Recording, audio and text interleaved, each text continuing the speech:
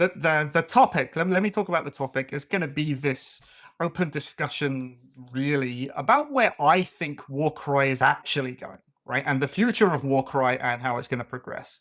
You see it all over the place now. Like, oh, we're going to get a new edition in 2025. Something new is coming. Summertime, that's going to happen, etc., etc. I'm not on that boat. I don't think Warcry as a game is necessarily going anywhere, but I don't think a new edition is going to be on the cards. There's a few reasons for this, actually. But what I want to start with, I think, what John Bracken said when he did his interview. His interview was May 2024. We are going to cut to that, and we'll see what he has to say about what's actually happening, how that is in line with what's going on now. We're going to talk a little bit about the product lifecycle and how long it takes for stuff to come to market for Games Workshop. We're going to use a little bit of insight as to what I think is going on and where we're going to go. Okay, guys, we are almost there. Almost hit that goal for this year. 56% are still not subscribed to this channel. So come on, let's get in there. Let's hit those goals for this year. If you do want to throw some more support my way, you can join me here on YouTube. You can join me here on Patreon. You can join me over on Streamlabs. Either way, you are going to get to see behind the scenes content. You're going to get to see stuff before it's released, and you are going to have a little bit of a say into the kind of content that I create in the future. But regardless, if you are a new viewer or you're a returner, thank you very much for watching. Now, let's get back to the video. All right, so here he is, back in May. He was talking about Slaves of Darkness. This is for the first of the really big updates that we got. So let's see here what he's got to say. And finally, what's next for the studio? What have you guys got your sights set on next? So in terms of like the long term for Warcry, what we want to do is we want to keep an eye on these points values. We want to keep an eye on the overall balance of the game, the overall integrity of it. We want to make sure that it's in a nice, healthy place for match play across the world. In addition to providing cool new narrative content wherever possible. And okay, so to start with, this is a big departure from what Warcry usually, or was released rather, like version 1 most definitely, beginning of this edition was really geared towards.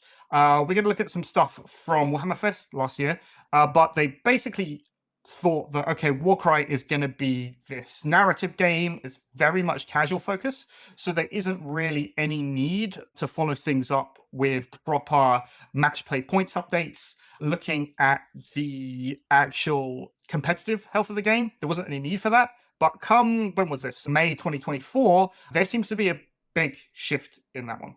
And thinking about the long term, what we really want to do is make sure that whenever new units get added into ranges, that we update those as quickly as we possibly can to make sure people have lots of cool new toys to play with in Warcry. On that second part, he's basically saying that whenever something new is added, they want to get it added to Warcry as soon as possible. This is really good, of course. Of course, it's really good for the game because it means that regardless if we get actual product for the game, there will be constant updates happening and we will get more units, we will get more factions. We can see this, right? We've just had a big FAQ errata go in the second in 6 months. And what did we get from that? We got updates to Skaven, we got updates to Iron Jaws, we got 2 full new factions with Dark Oath and with the Ruination Chamber. So definitely he is keeping his word there, which is something I'm real happy at. That's from John. That's what he said would happen. And they seem to be doing that, right? We've had 2 big FAQs, whole bunch of stuff has come out. That's real good. That's something that I'm really happy at, actually, that they've kept their promise on that one. But you see, like, there's people look into the future and people look forward and they're like, oh, okay, so where's the actual Warcry content? What's going on there? So by the time this comes out, I will have done another big tier list with Toast. And in that tier list, I basically made 63 different icons for all the different factions. That doesn't include any of the new Stormcast factions. I rolled all of that into one. See, it's a Sigmar is like 3 factions. There's a whole bunch of other things. But that's a lot of factions to have to be able to balance and to have to keep an eye on. And so I've written this elsewhere and in some other places. Do we really need more Warcry factions to come out? Personally, I don't think so. I think if Games Workshop is going to be periodically releasing erratas, releasing FAQs, and as part of that, doing big old model drops, maybe refreshing ranges like they did with the Flesh Eater Courts. I think that's really good, and I think that's more than enough stuff to tide us over into somewhere in the future. But the question is, are there more factions coming out? We've just had, at least at the time of recording, is coming in a big preview show. There isn't Warcry stuff at that. That basically means that there's no new product coming out in the next 3 months. And I could back this up by a whole bunch of things, right? So we got the Brown Bone book, and we got this thing, this particular White Dwarf. Brown Bone is interesting because it released the battle traits in there.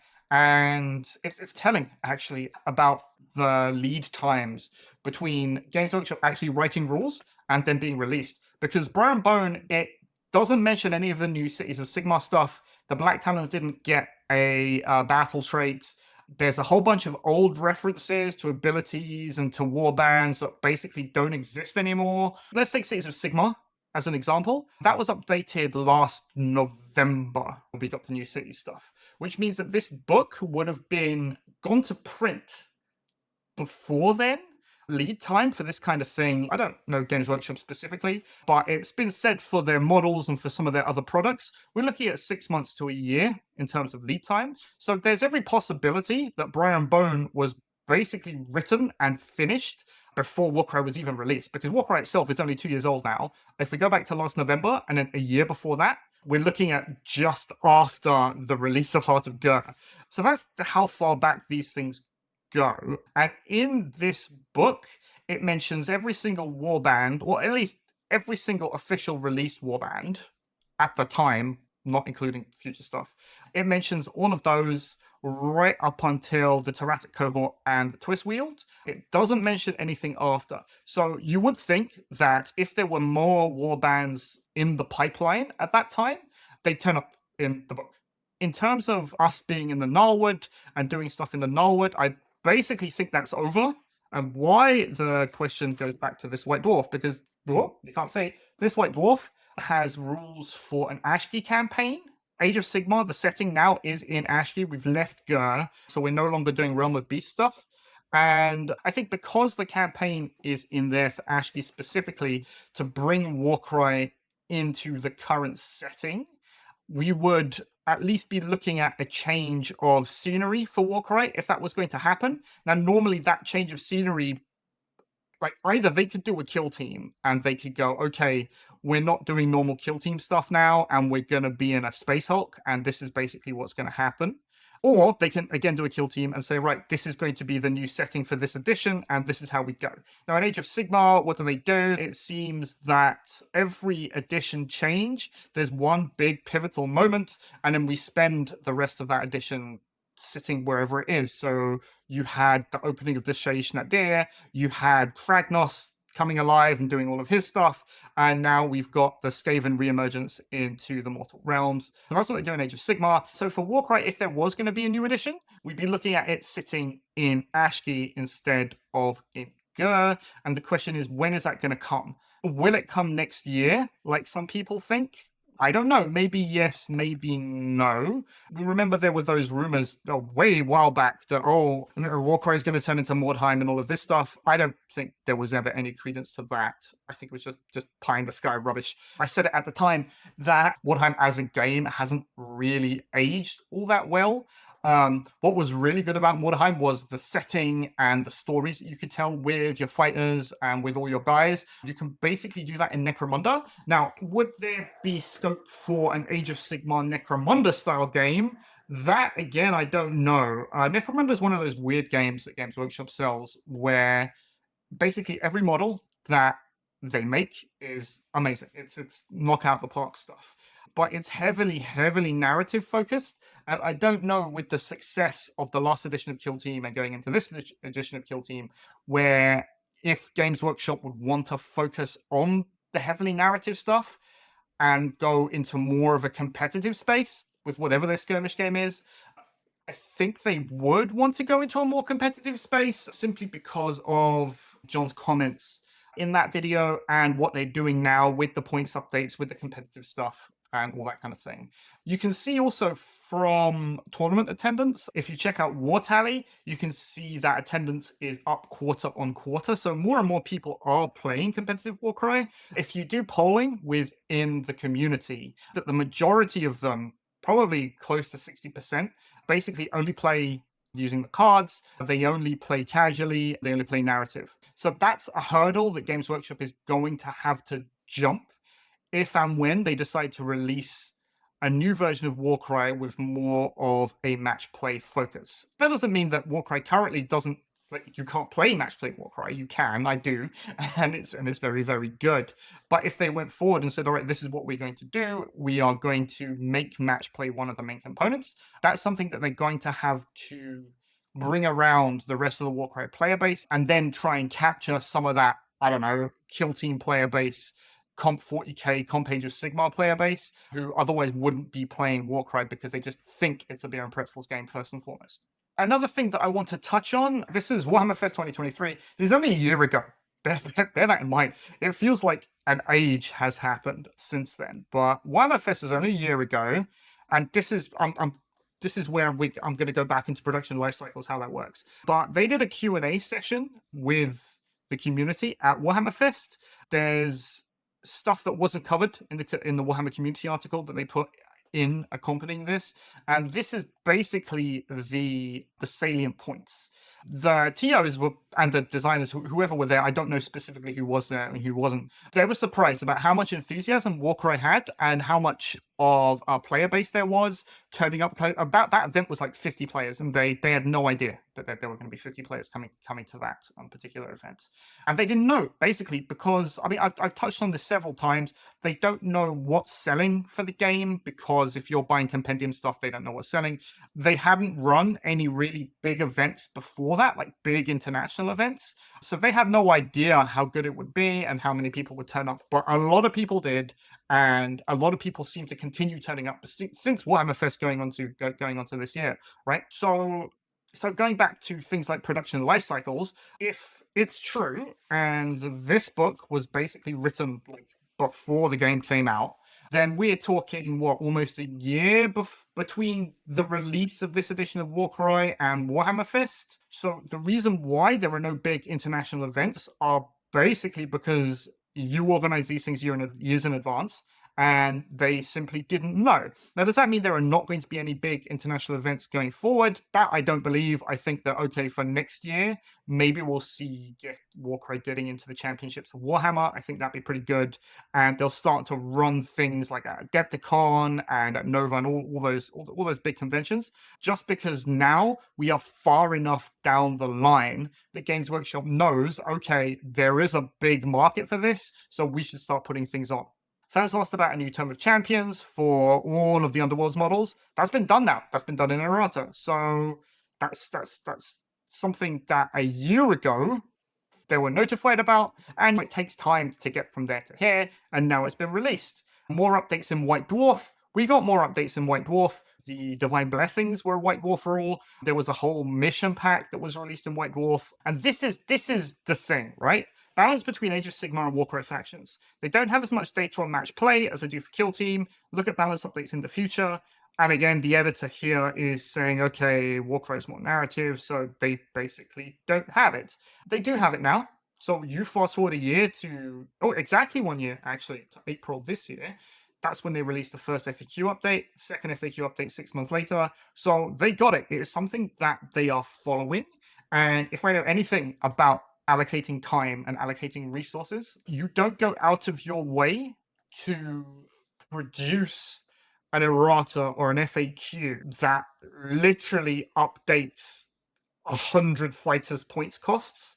You just don't allocate that kind of resources and that kind of manpower to a game that is going away or you don't care about it. You definitely saw that in Aeronautica. Aeronautica had massive problems with game balance. I think it was Thunderbolts.